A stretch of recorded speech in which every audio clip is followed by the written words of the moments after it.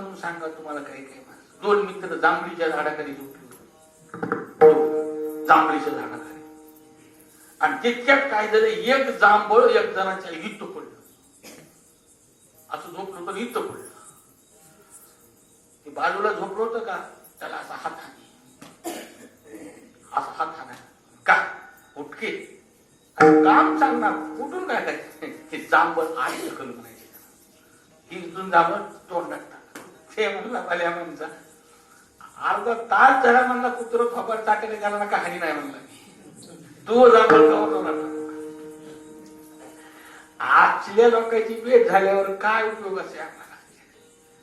कारण आळशा लोकांचं काम नाही आणि त्यांना विचारण्यात मजा नाही. त्यांना विचारण्यात मजा नाही. पण कोण आहे, कारण जो भक्तीमध्ये तत्पर आहे. वादात्मजा वानरविथम श्रीरामदूतम शरणम प्रपद्ये. दुसरी फार सुंदर होईल ना. जे पुरुषार्थ सिद्धी चौथी घेवोनी आपुल्या हाती रिघाला जो भक्तीपंथी जगात. आणि ज्याने 4 पुरुषार्थ हातामध्ये घेतले आपल्या हातात आणि जगाला ते वाटीत कसा वाटू लागला.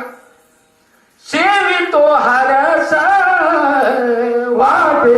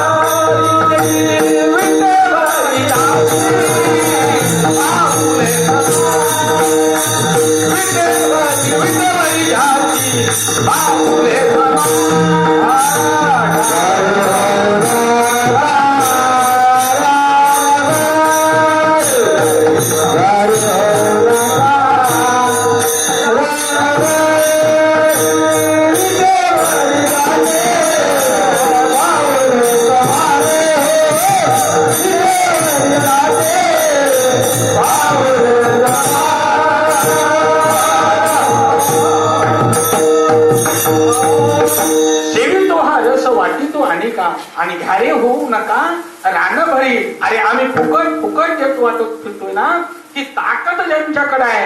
आणि म्हणून हनुमंतरायाला तुकोबा काय म्हणतात की भक्तीची वाट. दुसरे कारण आहे महाराज, भक्ती करत असताना प्रतिबंध आडवे येतात बरं का. आता कापस बी गेलेत.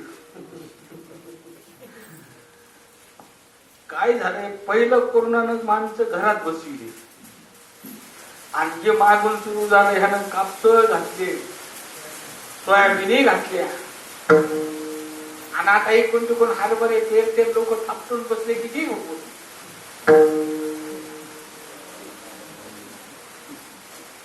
नाही कसा आहे गे, त्याचा नाच तुला करायचा नाही. आता काय माणसं म्हणजे असं का होतंय, आपल्या आपण विचार करायचा की का होतंय. इमानदारीनं प्रत्येकानं आपल्या पैशावर असा हात ठेवायचा, विचार करायचा मनाला, मी चांगला वागायलो का वाईट वागायलो. काय लोकांना विचारायची गरज आहे, दुसऱ्याला विचारायची गरज नाही. स्वतःला कळतंय आपण विचार.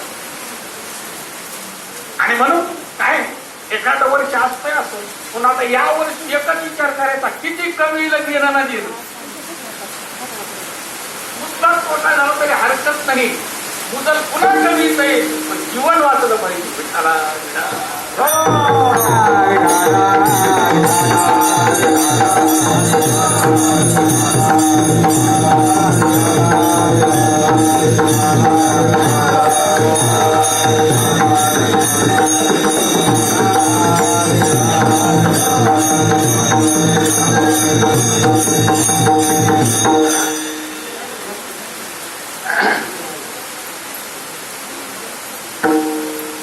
काल परवा तिकडे बीडला हे चालू होता. काल परभणी नाही पडला होता. 7 तारखेपासून 10 तारीख सांगितली. तो वाटतं आजचा दिवस गेला की आपलं दिवस आपलं मागं. आतापर्यंत दम काढता त्यानं नाही काढतात तो दम काढून ते म्हणायचं. माणसं दम काढीनात की कुठं दम काढी. आणि म्हणून तुकोबाराय म्हणतात, कारण त्या साधूचं वर्णन करत असताना म्हणा माणसानं मर्यादा सोडली, माणसानं, पण पशुपक्ष्यानं मर्यादा सोडली. म्हणजे हनुमंत पशुच्या योनीमध्ये जन्माला आले, पशुच्या योनी. आणि तुकोबारायचं एक प्रमाण आहे. तुकाराम महाराज म्हणतात काम बांधवणी आणि काळ घातल्याला काम काम बांधवणी. कामाला बांधलं, काम बांधवणी आणि काळ घातला. आता तोडर म्हणजे जुन्या काळातलं तोडा. बरं, जुन्या काळातला तोडा वापरलाय ना पुणे. 1 किलोचा तोडा, 1 किलो हे. आणि त्याच्यावर पोगर म्हणजे वाळा. कमीत कमी कसलाही म्हणजे 1/2 किलोचा, तर कोणी अर्धा किलो, पण 1/2 किलोचा वाळा. 1 किलोचा तोडा आणि 1/2 किलोचा वाळा. एका पायात 1.25 किलो, एका पायात 1.25 किलो आणि दुसऱ्या पायात 1.25 किलो. 2.5 किलो चांदी 2 पायात घालून आताच्या मावल्याने परळीला तर जावं आपल्याकडून बक्षीस. पाय तुटत नाही. म्हणून ते तोडा आणि वाळा, हनुमंतरायाच्या पायाचा तोडा साधारण आपल्या पायाचा तोडा आणि वाळा 1.25-1.5 किलोचा आहे. हनुमंताच्या पायाचा किती किलोचा? आणि तोड्याच्या वर वाळा होता आणि दोन्हीच्या मध्ये काम बांधला होता. काम कुठं बांधला होता? दोन्हीच्या मध्ये बांधला होता. जय श्रीराम अशी उडी टाकली काय होतं, ते वाळे वरी जायचे. वाळे अशी वरी येते बघा, चालताना ते वाळा वरी येतो आणि पाय खाली हात दिला की ते वरून वाळा धनकून तोड्यावर. कामानं म्हणायचं बाबो मेलो रे. मन बाहेर काढली कामानं की धनकून पायात दिला की ते वाळा तोड्यावर आदळायचा. काम खाली दबून बसायचा. काम म्हणायचं मारू काही करकडे मारू नको, मान बाहेर काढ. बघा देवा ठिकाणी काम जाळला. भगवान शंकरानं काम जाळलं.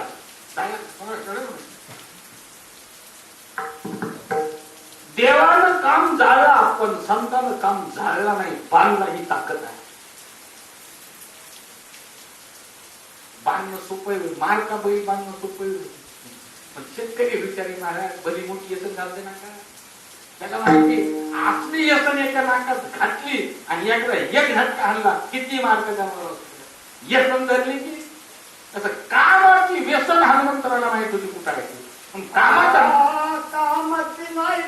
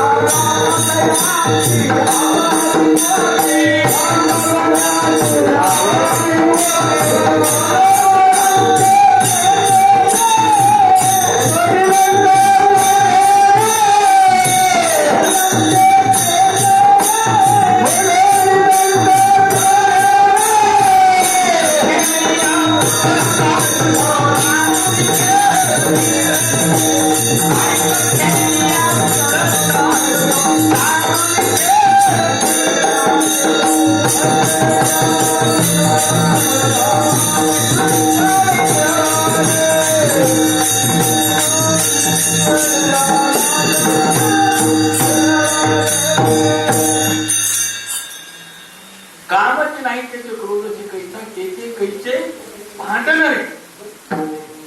त्याचं द्रौपद ऐक खेळी या तुझं सांगतो जाणून खेळ खेळे खेळ खेळून खेळून खेळून प्रत्येक जणाला खेळ खेळले पण प्रत्येक जण खेळात अडकला खेळात अडकले नाही दूध आणि त्याच्यासोबत दुसरे दोघं ते खेळ नाही खेळले शोक भीष्म हनुमान आणि चौथा कार्तिक हे अडकले नाहीये म्हणून कामाला ज्यांनी बांधलं अरे मार केलं सांगू काय चापट हाणं वेगळं पण त्या माणसाला न मारता त्यांना कप बसली ही ताकद होती आणि ती ताकद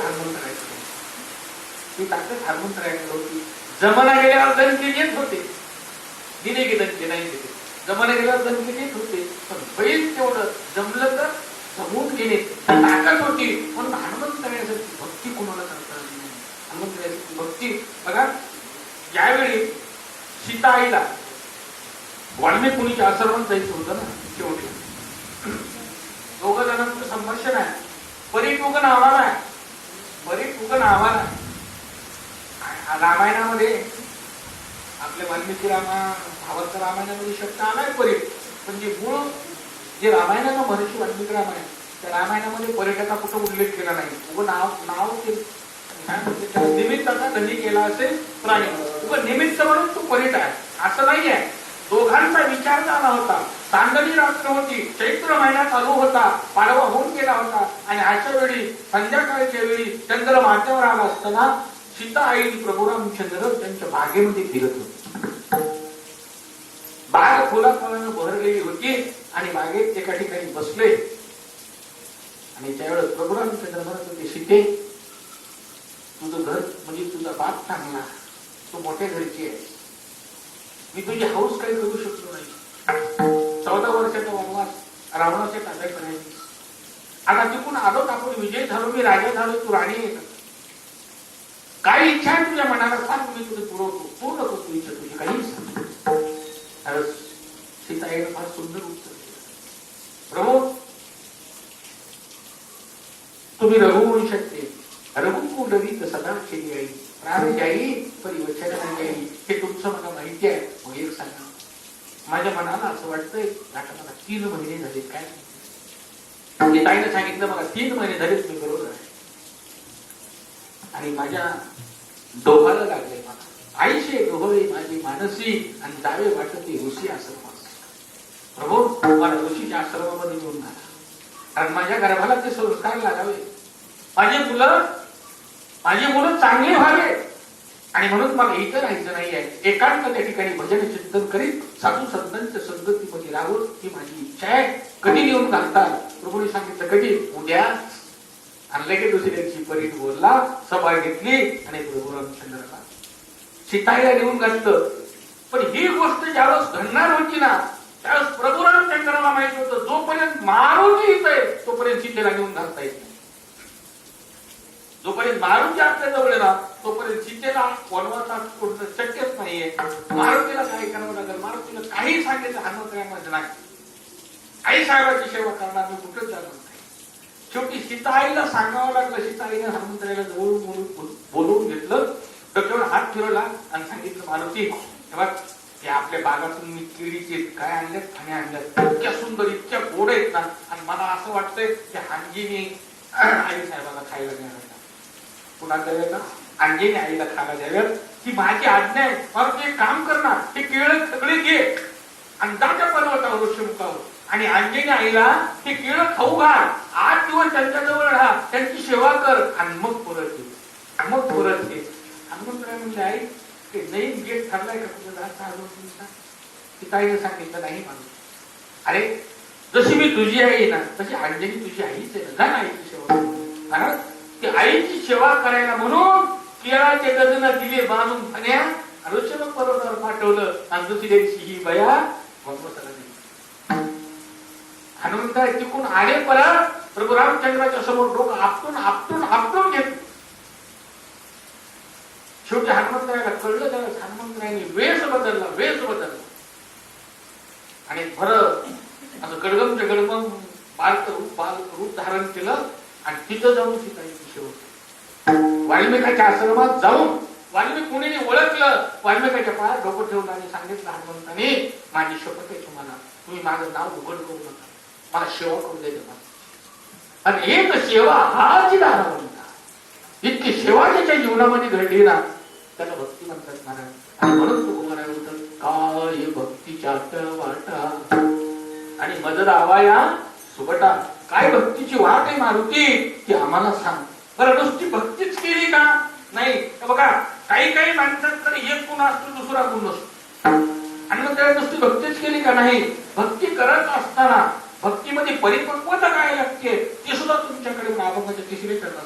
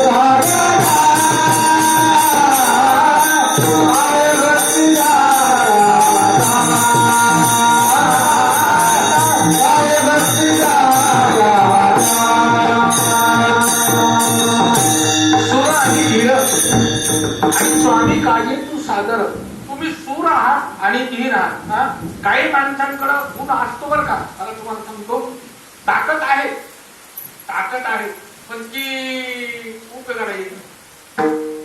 बोल 1000 पाठ येईल. पप्पाचं जे बोल किती पाठ येईल? 1000. आणि रामकृष्ण नाही वाजवायचं नाही का? तुम्हाला माहिती असेल आमचं गाव होतं म्हणा, राम किशोर गुप्ते म्हणून वडगावला वाटलं ताजा आहे, तिकडून तुम्ही ताजे. त्यानं जर पक्वळ गावायचं म्हणलं ना, कसलेही पक्वळ लावणार नाही. चॅलेंज लावून लटपट बाबांनी परीक्षा घेतली, 5 पक्वळ लावायला दिली होती. खुशाल जोडती काका हे लहान होतो, जगमित्र मंदिरात रंगा मास्तर प्रल्हाद आंबेची होळी आणि त्याच्यामध्ये रामकृष्ण दिली. तर सगळ्यात अगोदर पक्वळ रामकृष्ण वाजव म्हणजे काही आणि त्याला आनंद दिला. 3 वर्ष पक्वळ बोल पाठ येत, वाहिता येत नाही. काय काय सुवर चांगला आहे, ताला कधी वजन आहे, सगळं दिसायला गोर गोमटा आहे, सगळं आहे, सगळं आहे, पण बिन कामाचं काही उपयोगच नाही. का असतं जैसे गळा आजाची त्या खिरीच्या वेळेला असं करायचं का उपयोग?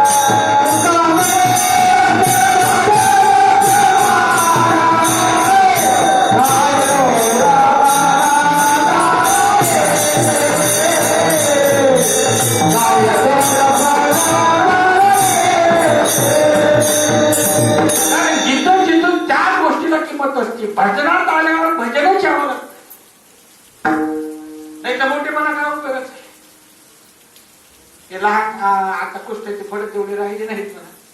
आमच्या दसऱ्यामध्ये आमच्या आईची जत्रा असती गावात आणि ते कुस्त्याचा फड असायचा. महाराज 6-7 महिन्यापासून ते पहिलवान वस्तू ते हाबुके ठोकून ते जोर काढून पहिला धरायचे. त्याच्यात एक पहिलवान असा होता, आता उद्या कुस्त्या आहेत म्हणता आज संध्याकाळी तेवढी गेला पट्या बांधून बसायचा. 6 महिने दंड बैठका काढून दुसरी एक जिंकून गेलं पुढे काय काय हो कुस्ती खेळली. आणि मैदानात गेल्यावर हार मानतो ना त्याला सूर मानता येत.